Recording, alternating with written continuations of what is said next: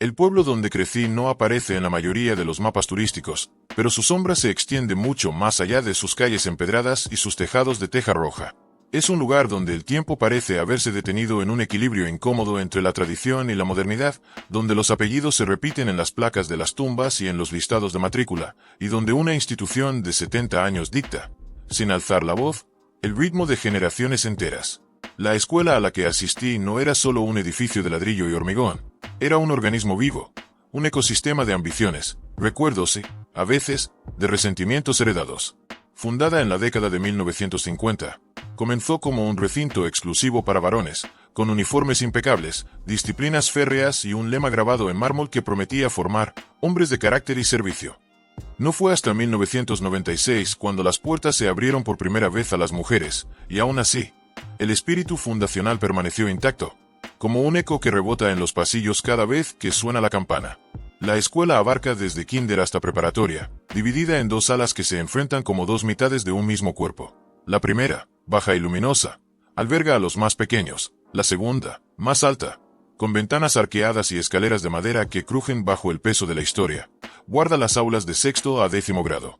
Pero lo que realmente define a esta institución no es su arquitectura, sino su red invisible de lealtades, privilegios y silencios cómplices.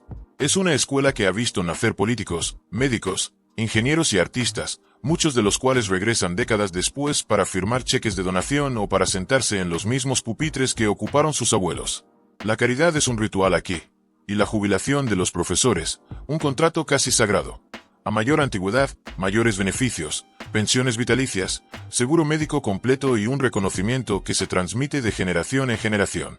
Mi bisabuelo no solo donó el terreno donde se alza el edificio principal, fue asesor pedagógico, miembro del consejo escolar durante 3 décadas y la razón por la que la biblioteca lleva su nombre. Su firma está en los estatutos fundacionales, su retrato cuelga en el vestíbulo principal y su apellido aparece en becas, placas, de vez en cuando, en susurros. Pero el linaje, como el tiempo, no se conserva intacto. Se fragmenta, se ramifica, y a veces, se convierte en veneno. Mi abuelo y mi padre también son exalumnos. No lo menciono como un dato curioso, sino como una advertencia. En una comunidad donde el pasado nunca se entierra, solo se cubre con una capa de tierra fresca. Las heridas familiares no cicatrizan, se incuban. Mi padre, un hombre de manos callosas y voz pausada, solía contar que la escuela era un lugar donde se aprendía tanto de los libros como de los silencios. Pero también recordaba a la profesora. No por su nombre, nunca lo pronunciaba, sino por el peso que su presencia dejaba en el aire cada vez que cruzaba el umbral de un aula. Era joven entonces, recién graduada, con una maestría en matemáticas y química que la convertía en la académica más calificada del claustro. Llegó con la promesa de elevar los estándares, con la firmeza de quien cree que la disciplina es sinónimo de excelencia. Lo que nadie anticipó fue que esa firmeza se convertiría en tiranía, y que la excelencia se mediría con una regla torcida. En sus clases, el orden no era una sugerencia, era un mandato absoluto. Los estudiantes debían entrar con la espalda recta, las piernas juntas, las manos sobre los muslos y solo el material estrictamente necesario sobre el pupitre. Un saludo colectivo al entrar, otro al salir. Ni un susurro, ni un cruce de miradas, ni un movimiento innecesario. Si alguien hablaba sin permiso, la clase se detenía. No una pausa, no un recordatorio, un silencio total que se extendía hasta el final de la hora. No se podía beber agua, no se podía ir al baño sin una señal explícita. No se podía respirar fuera del ritmo que ella imponía. Las quejas llegaron al consejo escolar, sí, pero fueron archivadas bajo el mismo argumento que ha blindado a tantas figuras. De autoridad en instituciones antiguas, es estricta, pero efectiva. Disciplina a los indisciplinados. Prepara para la vida real. La realidad, sin embargo, no se parece a un aula donde el miedo sustituye al aprendizaje. Sus exámenes no evaluaban comprensión, evaluaban resistencia. Eran laberintos de preguntas ambiguas, problemas con datos omitidos y cálculos diseñados para que incluso el estudiante más aplicado tropezara. Y cuando alguien fallaba, no había corrección, había castigo. Mi padre lo vivió en carne propia. Era su 2º año de secundaria, un chico tranquilo, estudioso, que creía en el mérito como una ecuación justa. Esfuerzo igual a resultado. En el examen final de química, obtuvo un 41%. En nuestro sistema, 40% es el límite para aprobar. Respiró hondo. Sintió alivio. Pero al revisar la hoja, notó un error de suma. Sus respuestas correctas, sumadas con cuidado, Daban 49%. Levantó la mano. Esperó. 5 minutos de silencio, la palma abierta, la mirada fija en la pizarra. Ella lo llamó. Él explicó el error con voz clara, sin desafío, solo con la precisión de quien confía en los números. La respuesta fue un desdén gélido. Imposible. Una persona con maestría en matemáticas no se equivoca en una suma. Lo despidió con un gesto. Él insistió. Se puso de pie, un acto que en su aula equivalía a una rebelión. Colocó el examen sobre el escritorio y comenzó a sumar en voz alta, punto por punto, con calma metódica. La clase contuvo el aliento. Ella lo observó, primero con incredulidad, luego con un rubor que subió desde el cuello hasta las mejillas. Cuando terminó, ella sonrió. No una sonrisa de reconocimiento, sino una curva fría, calculada, que precedió a la sentencia. El comportamiento no justifica la calificación. Se restan 10 puntos del total. El aula se encogió. Mi padre bajó la mirada.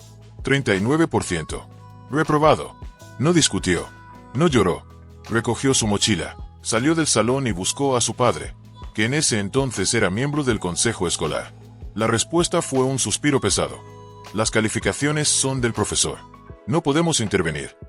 Así aprendió mi padre que la justicia institucional a veces es solo una ilusión que se disuelve cuando toca el poder real. Cambió de materia. Estudió economía. No volvió a cruzarse con ella. Y durante años, creyó que algunos ciclos se cierran mejor con silencio que con confrontación. Pero el silencio no siempre entierra las semillas. A veces, las fertiliza. Yo crecí con esa historia como un susurro en la sangre. No como un llamado a la venganza, sino como una advertencia sobre cómo el abuso de autoridad se normaliza cuando se viste de rigor académico. Cuando llegué a la escuela, ya tenía claro que no iba a ser un alumno invisible. Participé en debates, gané competencias de ciencias, lideré proyectos que terminaron en vitrinas con nuestros nombres grabados. Los profesores me conocían. El subdirector me saludaba por mi nombre. Era el tipo de estudiante que las instituciones exhiben en folletos, pero que en el aula, a veces, resulta incómodo para quienes prefieren la obediencia ciega. Mi hermano menor, a quien llamaré Byron, tenía 2 años menos. Era mi opuesto en temperamento, pero mi reflejo en curiosidad. Introvertido, metódico, con una paciencia que a veces confundía con timidez, pero que en realidad era la calma de quien observa antes de actuar.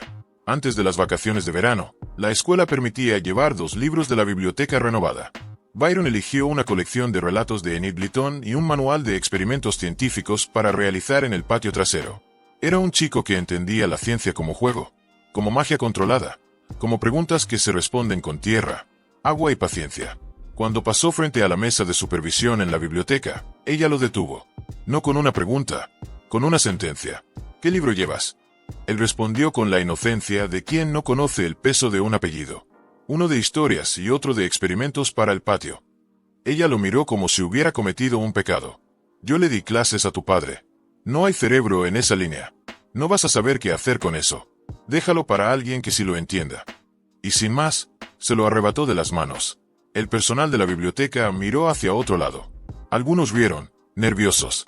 Otros bajaron la vista. Byron regresó a casa con los ojos rojos, sin llorar, pero con esa quietud que precede a la fractura. Yo lo encontré así. No grité. No busqué confrontación inmediata. Fui a la biblioteca, pedí otra copia del libro, se lo entregué y le dije: no dejes que te roben la curiosidad. Eso es lo único que ella no puede quitarte. Pero por dentro, algo se encendió. No era solo rabia. Era la certeza de que algunos sistemas no se reforman con quejas, se desmontan con precisión. El verano pasó. Asistí a una cumbre de ciencias con amigos de la escuela. Diseñamos un sistema de poleas con engranajes hidráulicos que ganó el primer premio, y un bote de carreras con combustible químico que quedó segundo. No había cursado química de preparatoria aún. Lo hicimos por intuición, por lectura, por horas en garajes y patios. El primer día de clases, en la asamblea de otoño, nos anunciaron como ganadores. Los aplausos resonaron. Ella estaba en la primera fila. No sonrió. No aplaudió. Solo tomó nota mental. La primera clase de química ese año fue un presagio. Ella preparaba un experimento en el escritorio del instructor. Un matraz de gas, gránulos de zinc, ácido clorhídrico. El objetivo era generar vapores controlados para demostrar propiedades químicas.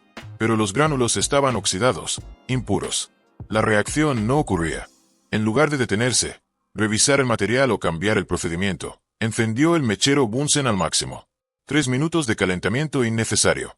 2 minutos y medio más de los recomendados. Los vapores de ácido clorhídrico son tóxicos. Inhalados en exceso, irritan las vías respiratorias, causan mareos, daño pulmonar. Ella recogió el gas, satisfecha, y levantó el matraz. Lo acercó a la chica sentada a mi lado.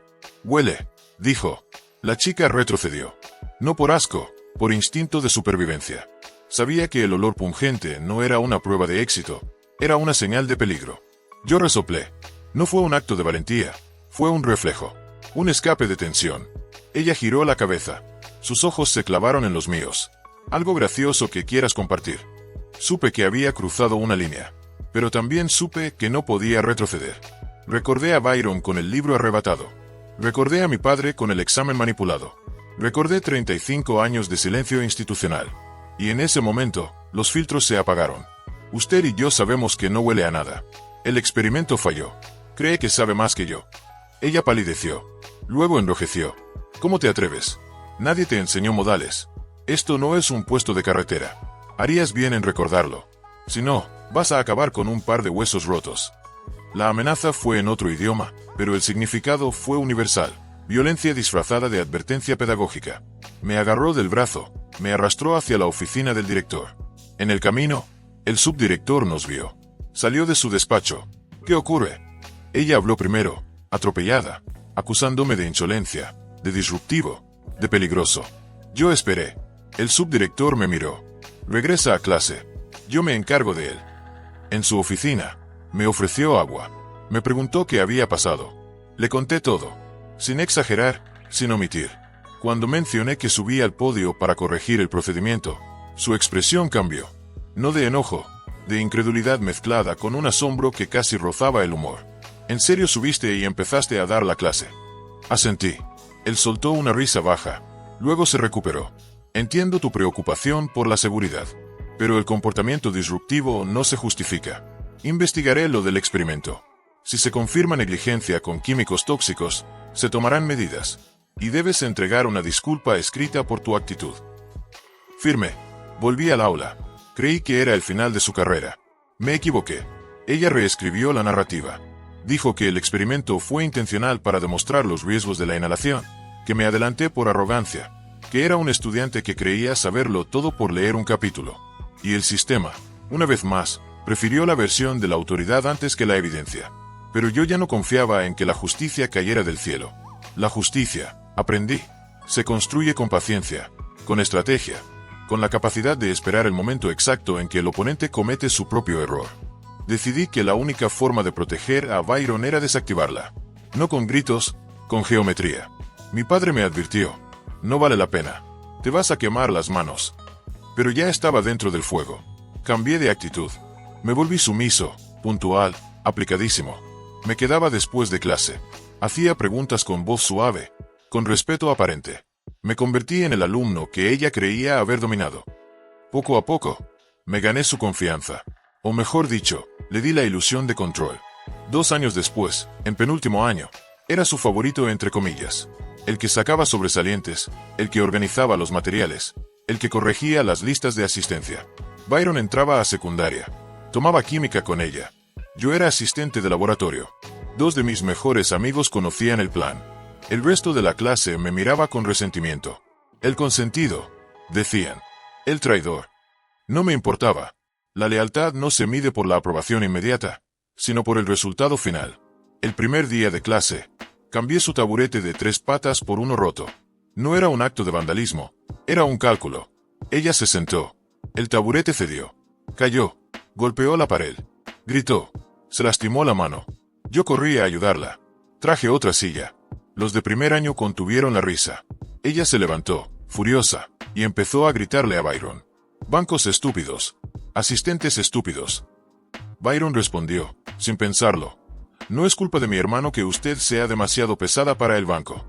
Lo amé por decirlo, pero le hice una señal silenciosa. Calma. El día terminó, pero la etapa 2 ya estaba en marcha.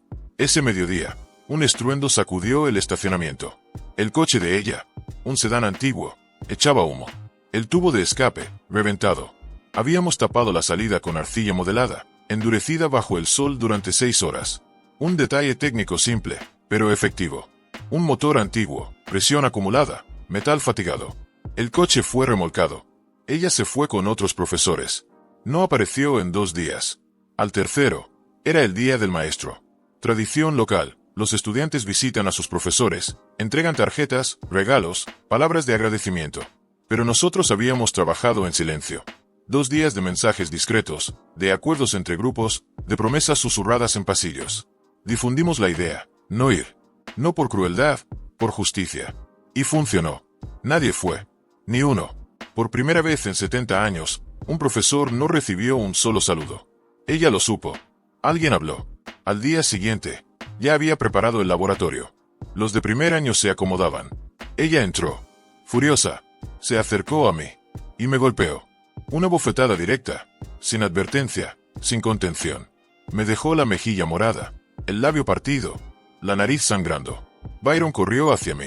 Le sonreí, con sangre en la boca, y le dije, ve por el subdirector. 20 minutos después, estaba en la enfermería escolar. La enfermera limpiaba mi labio. Yo sostenía un paño en la nariz.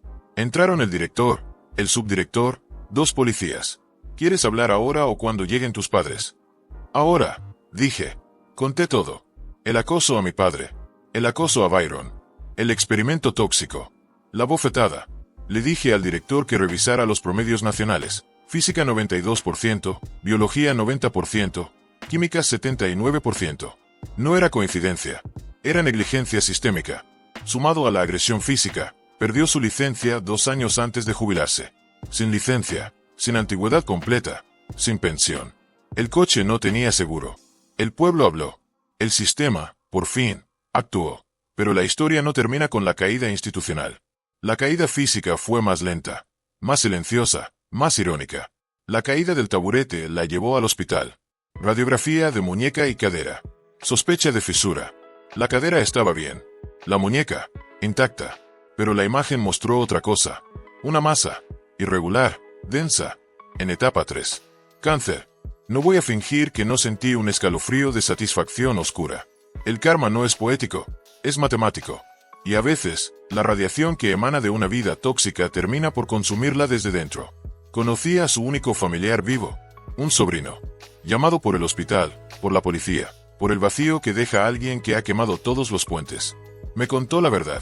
La madre de la profesora era sobrina de mi bisabuelo, hija del hermano menor que robó fondos familiares, que intentó acabar con él, que fue desheredado, borrado del árbol genealógico, silenciado por décadas. Nadie lo supo, nadie lo mencionó, pero la sangre guarda memoria. El resentimiento también. Ella no enseñaba por vocación, enseñaba por venganza diferida. Cada alumno disciplinado era un recordatorio de su propio fracaso. Cada calificación baja, un eco de la herida familiar. Y mi familia, sin saberlo, era el fantasma que la perseguía. Murió el año pasado, sola, sin visitas, sin tarjetas, sin legados, solo con el silencio que cultivó durante décadas. ¿Fue justicia? Sí, fue venganza, también, pero no me arrepiento. No por crueldad, por protección. La escuela no es un templo sagrado cuando protege al abusador. La autoridad no es legítima cuando se ejerce con miedo. La familia no es un vínculo automático cuando se basa en silencio y complicidad. Mi padre eligió la paz. Yo elegí la precisión. Byron eligió la dignidad. Y en medio de todo, aprendí que el karma no es una fuerza mística. Es la suma de decisiones, de silencios, de valentías postergadas y de momentos en que uno decide no mirar hacia otro lado. La profesora creyó que el poder era eterno. Se equivocó. El poder sin ética es solo un préstamo con intereses altos. Y al final, siempre se cobra. Hoy, cuando paso frente al edificio de ladrillo, no siento rencor. Siento claridad. La escuela sigue ahí. Los exalumnos siguen donando. Los profesores siguen jubilándose. Pero algo cambió. Se habla más. Se pregunta más. Se protege más. Y cuando un estudiante levanta la mano para señalar un error, ya no lo miran con miedo. Lo miran con respeto. Porque aprendimos, tarde pero a tiempo, que la disciplina no es obediencia ciega. Es responsabilidad compartida.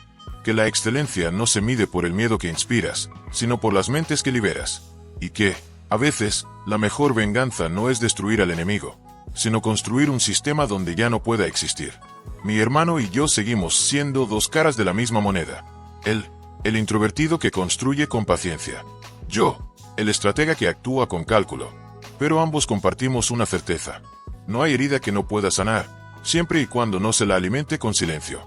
Y si el silencio es cómplice, entonces la voz, por incómoda que sea, es la única herramienta que nos queda. La química no es solo reacciones en matraz. Es la combinación de elementos opuestos que, en el momento justo, generan luz o ceniza. Nosotros elegimos la luz, aunque para llegar a ella, tuvimos que atravesar el fuego. Y si alguien pregunta si valió la pena, la respuesta es simple. No se trata de si valió la pena. Se trata de que, al final, el aire que respiramos en esa escuela ya no sabe a miedo. Sabe a futuro. Y eso, más que cualquier calificación, es el único examen que realmente importa.